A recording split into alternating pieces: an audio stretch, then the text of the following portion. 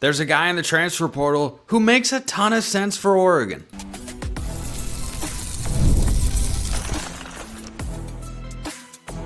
You are Locked On Ducks, your daily podcast on the Oregon Ducks. Part of the Locked On Podcast Network, your team every day. Yes, it is that time once again for Locked On Ducks. I'm your host, Spencer McLaughlin. Thank you so much for making this your first listen or your first view of the day, part of the Locked On Podcast Network, your team every day and your number one source to stay up to date with the Ducks. The running back room is going to be very exciting. Noah Whittington thinks so. That's good enough for me. That's leading up to the spring game this weekend. So are a bunch of other things, lots of good news, and a piece of news that requires reflection. That's all on today's show, which is brought to you by our friends over at Game Time. Download the Game Time app, create an account, use code LOCKEDONCollege for $20 off your first purchase. So, Trebor Pena is in the transfer portal. He is the one of the leading receivers from this past season's Syracuse team. You see where I'm going with this? Had a career best season, over 900 yards. He could make a ton of sense for the Ducks at wide receiver.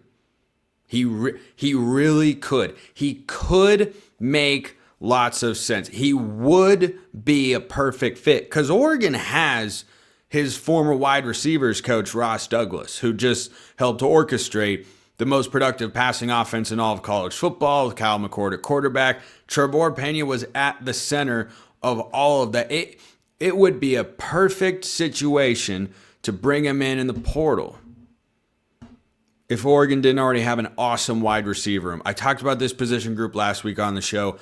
I love where they are at. I said things like could and would to just give you the hints of what I'm about to say. I don't want any part of Oregon going out and getting him. A couple of you asked me this question, hey, should Oregon get him? The connection's incredibly logical. I could come on here very easily and make the case why it does make sense. Because from his vantage point, I think it would. You go reunite with your former receivers coach to a place where you'd probably be able to get more NIL than what you were getting at Syracuse last year, to a more high-profile program, to a team that, doesn't necessarily use the receivers in the same way offensively as Syracuse did last year, but he'd be one of the most proven production guys that would come into this wide receiver room.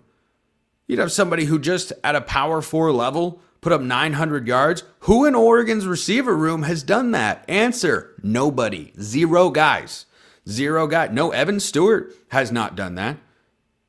No, you don't have Tez Johnson in there anymore. No, Malik Benson has not done that at the Power 4 level. DeCorian Moore hasn't even caught a pass in an Oregon uniform that we have seen in anything resembling a game setting, but we'll be able to see that on Saturday, thankfully, when the spring game rolls around. Get to Austin Stadium, by the way, forever and always.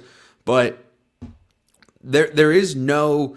Like Evan Stewart is a proven commodity. Don't get me wrong. I'm just saying he is yet to have a 1,000-yard season in his career. He could be lined up for that in this receiver room, which has a ton of talent, which has a ton of depth, but not a ton of proven production. It has a strong depth of talent, but not a strong depth of production. So yeah, Trebor Pena would make a lot of sense in that regard. You bring a veteran presence in there. That's kind of what Malik Benson is.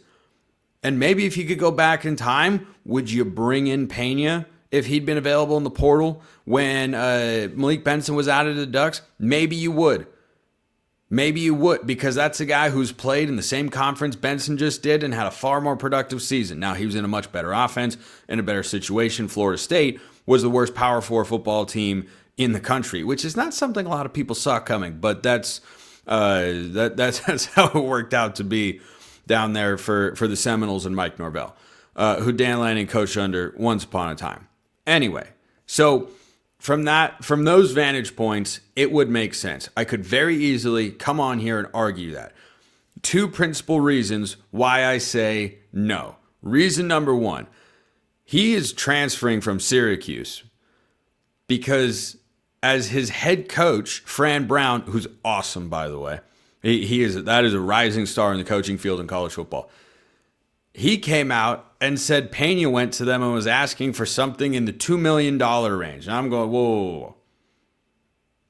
Oregon has plenty of NIL dollars. When the House settlement rolls around, they'll be financially able to keep up. I'm not worried about that. There's still a cost calculation. It's not, despite what random people on Twitter would say, it's not an unlimited budget. $2 million for a receiver? No. Not when it wouldn't be a pressing need, because it's not. It's not. Oregon adding a transfer receiver is not a pressing need by any stretch of the imagination. You could add more veteran experience at the power forward level, but do you need to? Probably not. Not when you also have Gary Bryant Jr. and Justice Lowe in the room and Jerion Dickey and Kyler Casper. Just keep going down the list of guys.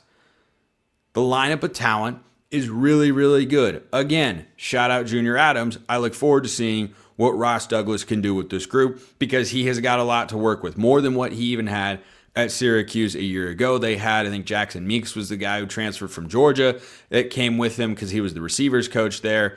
Fran Brown was, that is, and Ross Douglas was coaching him, and Trebor Pena. Okay, so there's the $2 million aspect of it where I'm going, okay, no, I don't, like, he's a really good player. Really, really good player. Not a fan. Second reason of that price figure. Second thing, not wild about a receiver going and demanding a lot of money and what that means culturally for the room or just the team as a whole. My everydayers out there know, number one, I'm not in the same setup I usually am on YouTube. I'll get to that later. Number two, I'm a diehard Seattle Seahawks fan, and I wasn't unhappy when DK Metcalf was run out of town because he got to be a little bit of a diva who wanted a lot of money, and I just went, no, I don't want to pay that much. I see what the Steelers gave him. I say, no, I'm glad they got rid of him. So I think Payne's a really good player, but the fact that he was going and say, you got to give me this amount, I respect the heck out of Fran Brown for saying, no, that's not how we roll here. That's not. And contrary to what some might think, I don't think that's how Dan Lanning really rolls either. So I don't think that's a fit. And then the third reason why I say no here, even though you could easily connect the dots, I want to see what's in the receiver room. Part of this, I have like a Severance in my mind, pun absolutely intended. I'm watching the show. It's really good. With how I feel when it comes to transfers, because I am obviously someone that follows recruiting very closely and gets invested in the idea of what these guys can be. And so I feel exactly what a lot of you feel out there, which is I want to see the young guy. He's waited for a year or 2 years or 3 years or whatever it is. I want to see the young guy and just see what he is, because I thought about what he could be when he committed. Then there's the other part of me, which is probably the part that's down in corporate, getting the work done and such. Put the best player out there, regardless of position, regardless of how he gets to the Ducks. I do think there's a balance between your roster being too portal heavy. We've seen that a couple times in college football. I don't think Oregon is near that threshold. One transfer I don't think would, push them over the edge or anything like that. I just think that receiver room is so talented. If you're not able to develop those guys, and I know there's a coaching change at that position group going from Junior Adams to Ross Douglas. If you can't get guys of that caliber coming out of high school ready to play college football in the Big Ten for you, you need a new receivers coach. And I saw, I think it was Mike Olowski, the linebackers coach, talking about that, saying, if I can't develop these guys, what does that say about me as a coach? Fact check, true. I'm not saying you can't ever use the portal. I'm a proponent of using the portal when it is needed, or when you can go get someone who is just so good, whoever you have in your room isn't going. Derek Harmon is the perfect example. Okay, there were no ties to Oregon. He was a one-time Duck. One season of college football. There are 0 alternate universe realities in which I wouldn't want Oregon, or I even want to see Oregon, without Derek Harmon on the field. There are 0 realities in which that is the case. So I think this receiver room has got so much talent in it that they don't need it. Another guy who popped up and then popped out was David Stone, former 5-star plus defensive tackle. I would have been more interested in him. He's going back to Oklahoma. He entered the portal on Friday. Before people had Easter dinner on Sunday, he was going back to Oklahoma. Not entirely sure. You can go check out the segment I did with Jay Smith of Locked On Sooners over on Locked On College Football about that if you want to hear more. I would have been more intrigued by that, but was I all in on, Oregon's got to go get... No, I was kind of like, maybe. If you think he's better than, Terrence Green, Teone Gray, Jericho Johnson, any of those guys, he's certainly a higher rated recruit than a lot of those players. But if you think he's better, sure, I'd go take it. But no. I would have been more interested in Stone than Pena, though. So I get why some Oregon fans out there might have seen that and went, hey, Trebor Pena, is he going to come play? I have no interest. I wish the guy all the best. I think Oregon's just fine. Let me know your thoughts in the comments below. Hit me up on Twitter, all that good stuff. I'm stoked about this running back room. Noah Whittington's stoked about this running back room. You should be too. I'm stoked about Supply House as well. Get the supplies you need from the site made for the skilled trade. Supply House, whether you're in plumbing, HVAC, or electrical work, Supply House is the reliable way to order products online. Their easy-to-use website is packed with helpful resources and the latest product info to help you get the job done right. Plus, with a complete inventory of over 200,000 parts from over 400 top brands, you'll find exactly what you need delivered fast from coast to coast. Need help with an order? Supply House offers expert support and industry-leading service, so you'll always talk to a real person. And for trade pros looking for an extra edge, their free Trade Master program offers exclusive perks like a dedicated phone line, free shipping, and discounts on every order. Thousands of skilled professionals are already taking advantage. Now it's your turn. Join the Trade Master program today at supplyhouse.com/TM. Start ordering plumbing, HVAC, and electrical supplies with just a few clicks. Plus, use promo code SH5 for 5% off your first order. That's supplyhouse.com. It's hard to not like this Oregon running back room this year, next year, year after that. This position has been recruited well. Rashad Samples, the running back coach, has done a really good job. So, not long ago, Noah Whittington had some remarks about the running back room, particularly the two true freshmen who came in, saying, I read this over at Ducks Wire, Miles Dwyer.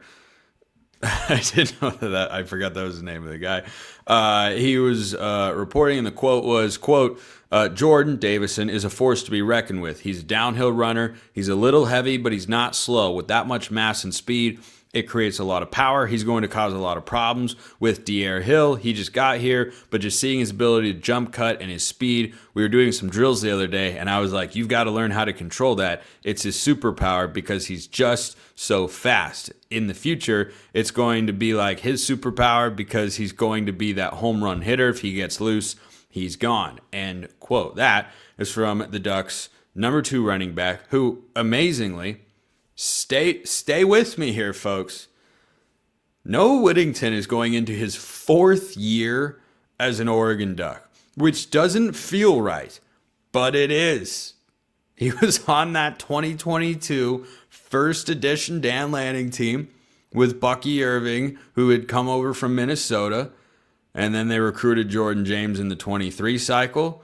And Bucky has gone out, and Jordan James became the number 1 guy. And amidst all the changes, what do you know? Noah Whittington's still there. Incredibly solid number 2 back. And, last year he definitely had a slow start coming off the injury in 2023. Once he found the groove, boy, he can be a big-time player back there. And I think he's as good of a number 2 back as you'll find in the Big Ten when he is fully healthy. And that truck stick moment against Illinois, that's the good stuff. So, looking at this spring game and what you're going to expect from the running backs coming up on Saturday, I think there are a lot of names. This is one of the deeper position groups where I feel like you have a lot of interest and intrigue, mostly for the future, though, because you're not going to see as many of these guys on the field this fall, right? Receivers, you can have up to 4, maybe 5 on the field at a time. Oregon doesn't do 5 wide sets with receivers, but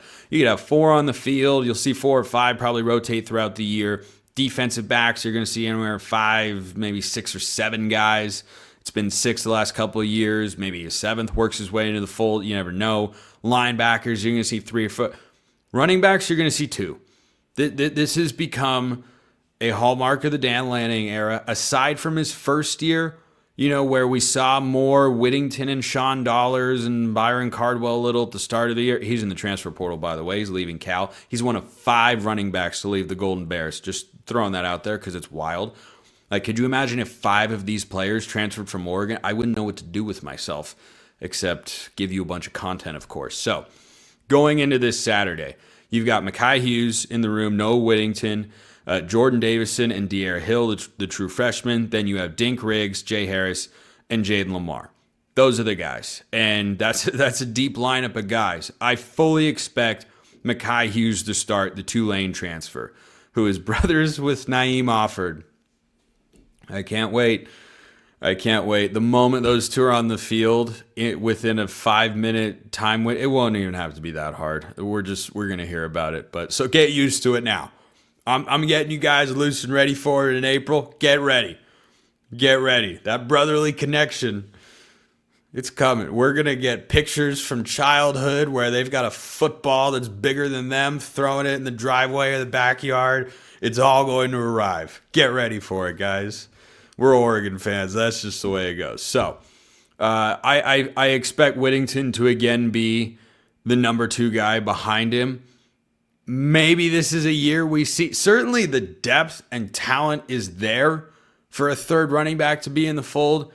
If it ain't broke, don't fix it, though. And I've got some pretty lofty expectations for Mekhi Hughes. He's got big shoes to fill after what Jordan James did last year, going for over 1,200 yards, and what Bucky Irving did the year before that. My favorite stat, maybe that I've looked up all offseason, the last time Oregon didn't have a 1,000-yard rusher was 2005, which is one of the first years I ever consciously remember watching Oregon football with Kellen Clemens. Terrence Whitehead was the running back. He finished under 800 yards that year. That's the last time Oregon didn't have a 1,000-yard rusher. You go Jonathan Stewart, then you go LaMichael James for 3 years, Kenyon Barner, Byron Marshall. There were some close calls, but Travis Dye in 2021, CJ Verdell twice. This has become an expectation for Oregon fans that even though you have other running backs that are involved, that are contributing, you're going to have one main guy who carries the load and is really, really good. That's just been a long running. Oregon has quietly been running back university, particularly out west, for the last 20 years. And you got to shout out Gary Campbell, longtime Oregon running backs coach. He's not on staff anymore, of course, but he was a big part of that. Big part of that across a couple of different head coaches. And it's just been nonstop production. Royce Freeman, you just keep going down the list. So I expected to be Mekhi Hughes first, coming over from Tulane, over 2,700 yards in 2 seasons with the Green Wave. Was one of PFF's highest graded running backs in the country last season. Whittington, I think, will back him up. I wonder, and we had this conversation last year, will Jay Harris, the former Division II transfer, or somebody else, Jaden Lamar or Dink Riggs or somebody, find themselves in that sort of role? Unclear at this time. I think Jaden Lamar is solid. He was the number 3 running back last year and played on special teams, of course, legend of the Boise State game, picking up Noah Whittington's drop ball at the goal line and confirming the touchdown, or else that could have been a disaster. But I think Lamar is incredibly solid. He reminds me a little bit of Travis Dye. I don't know that he has anything super special. I think he's just solid. I don't know that I ever want Jaden Lamar to be Oregon's number 1 running back. Jay Harris or Dink Riggs, I can see it. Though, we haven't seen Jay Harris in a significant way despite the enticing physical traits. There might be a reason for that. Or maybe he just needed a little bit of time getting acclimated, because he looks a lot like Najee Harris out there when he runs. And he moves well, and he's a big, bruising guy. So I'm interested to see whether him and Dink Riggs, who was one of the lower rated recruits a cycle or 2 ago for Oregon, and boy, does he! I thought he looked really good. They've referred to him as Mini Bucky before, referring to Bucky Irving with the way he's just so elusive and hard to tackle. So I think those are the 2 guys I'm most intrigued to watch that are not freshmen that could maybe see an increased role depending on how the rotations go. And we also don't know who's first off the bench because, I mean, going into the 23 season, you thought Oregon had 3 running backs and Jordan James would be the short yardage guy. And then it turns out, nope. Whittington went down for the season, and it was a 2-headed monster. So maybe they get back to a 3-pronged attack where a guy is a short yardage sort of back. And maybe that's Jay Harris. And maybe it's not. I don't know. But I really like the talent and depth in this room a lot. And then the 2 incoming true freshmen, Thunder and Lightning is how Whittington referred to him. Not hard to see why. Davison's about 220 pounds and is just, kind of in that Royce Freeman mold. Dier Hill, just explosion, man. I mean, just take off. Like Whittington said, what was the quote? In the future, it's going to be like his superpower, referring to his speed, because he's going to be that home run hitter. If he gets loose, he's gone. That was a scattering report on him coming out of high school. That's what he can be. And, is that more a Tony Brooks James role where he's a rotational guy and he's really good? Or is a little bit more LaMichael James and he can take on a number 1 role? I don't know. But overall, I like this room a lot. Going into the spring game, I've got them graded as a B+, which for my grading system is really, really high. That's tied for the highest grade that I've given out so far, along with the wide receiver room, which I really like.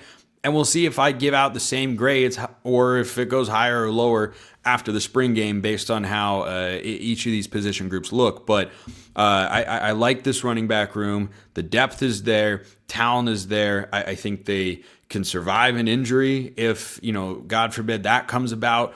I think they have a lot of different options and ways they can attack defenses. So, yeah, I'm bullish on the running back room. Excited to see, especially what those young guys bring to the table on Saturday. That's really the funnest part about the spring game is you get to see guys, you get a peek into the future. So I'll talk about that more later this week. But we're going to take a little peek into the past and the present as well, but only for one more show.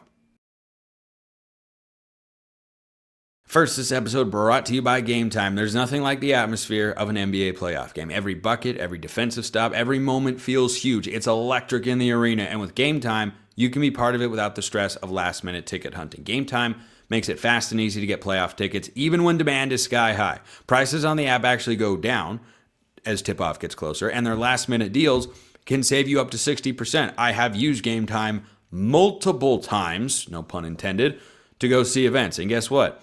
Got the tickets right on my phone, found great deals, didn't have a problem. That's why you should check them out. It's easy to use, even for someone like me who's not as tech savvy as you might think. Take the guesswork out of buying tickets with Game Time. Download the Game Time app, create an account, use code LOCKEDONCollege for $20 off your first purchase. Terms apply. Again, create an account, redeem code LOCKEDONCOLLEGE for $20 off. Download Game Time today. Last minute tickets, lowest price, guaranteed. No, I'm not doing one more show. Calm down. I hope I scared at least one of you out there. Just one, and that would have been entirely worth it. So, I want to talk about Lee Corso. I also want to shout out the Oregon women's golf team who just cleaned up the Big Ten championships. I mean, ran away with it. They shot 12 under as a team. Disgustingly good. That is a gross number to shoot as a team in the best way, of course. Softball won their series against UCLA. Baseball won their series against UCLA. Those were both ranked matchups. So the present, spring sports, going well at the moment. But Lee Corso announced that he's going to do one final College GameDay show on August 30th. And I'm just telling you now, you might not hear from me that day. You might not. I am declaring it here in early April, an emotional snow day. August 30th is an emotional snow day because I'm going to wake up and I'm going to watch ESPN's College GameDay as I do every single Saturday in the fall, basically since I was 5 years old. And I'm going to watch Lee Corso put on the headgear for the last time. So I wanted to talk about this because Corso has always been really, really fond of the Ducks, and it's been fun to see. And this question came from Bud, by the way, who's a Locked On Ducks insider. You get priority mailbag access and a bunch of other perks as well. But Bud sent this question in saying, what's your favorite Lee Corso memory connected with the Ducks? And I love that question came in because Lee Corso is such an icon. I think it's an appropriate time for him to step down, as sad as that is. But, we've all seen his health start to go down in the last several years, and it sucks. It happens to everybody. It'll happen to you, happen to me. I'm sure we've all seen grandparents or relatives go through it. It's not fun. It is really, really not fun. And so someone who has been such a titan of the sport, and like he is to college football, to me, what Bill Walton is to college basketball. He is a personality. They're different, but he's a personality that's larger than life, that everybody looks at and knows exactly what he's doing, and that's just loving the game. Lee Corso loves college football.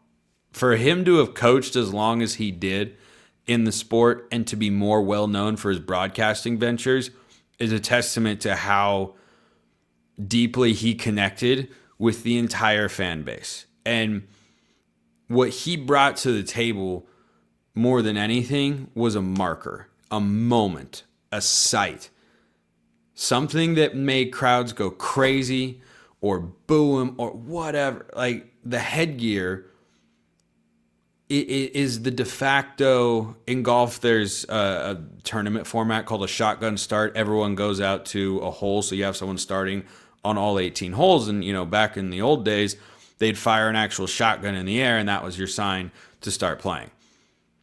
Lee Corso is the shotgun start for college football every Saturday. If there's only one thing, over the years, if I slept late or if I just wasn't watching game day a ton that morning, there was always one thing I had to see.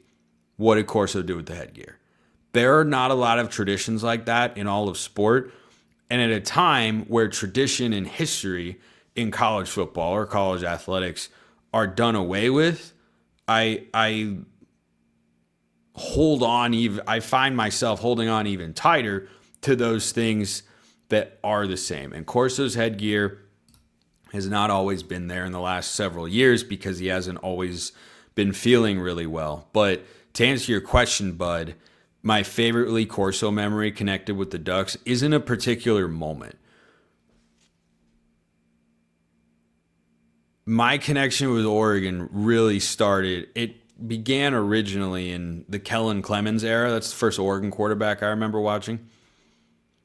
But when Oregon ascended to being a nationally relevant program and playing in the national championship game and all this stuff with, Mike Blotti did a great job. And then when Chip Kelly was elevating it, like those were my earliest kind of really, really strong memory hold Oregon football years. My favorite Oregon memory with Corso, again, isn't one particular moment. There's the moment with the kid, which is so good. If you know, you know. Look it up on YouTube.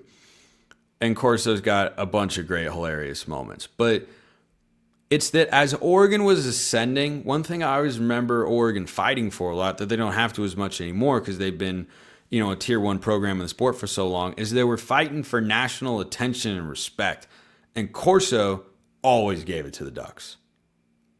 I mean, I think the only mascot, if he was speaking candidly, he'd say he loves more than the Duck is Brutus, the Buckeye at Ohio State, because Brutus was his first love.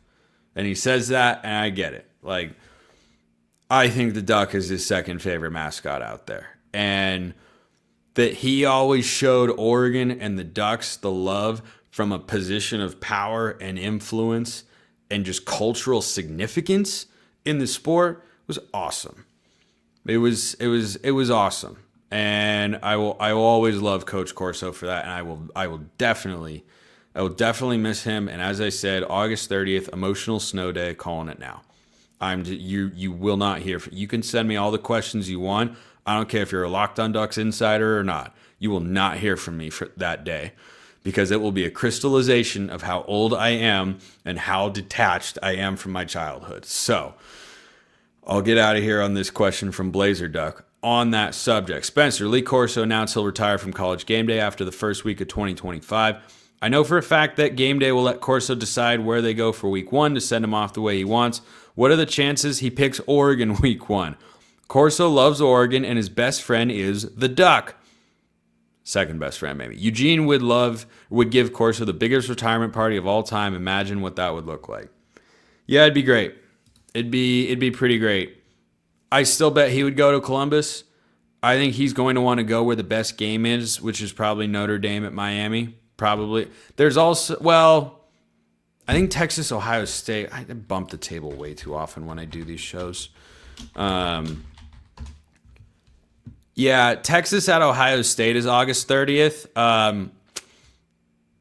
I'll bet you this month's payment that not actually, but I will wager a significant sum of anything of value that they'll be at Texas at Ohio State so that he can pick Brutus, because it started with Brutus and now it will end with him picking the Buckeyes mascot there. So yeah, it'd be cool, except Oregon's playing Montana State. So Texas at Ohio State, Oregon against Montana State. I mean, hey, you could sell them on last year's FCS matchup. Was a thriller at Autzen, to be sure. And yeah, Autzen would send him off really well.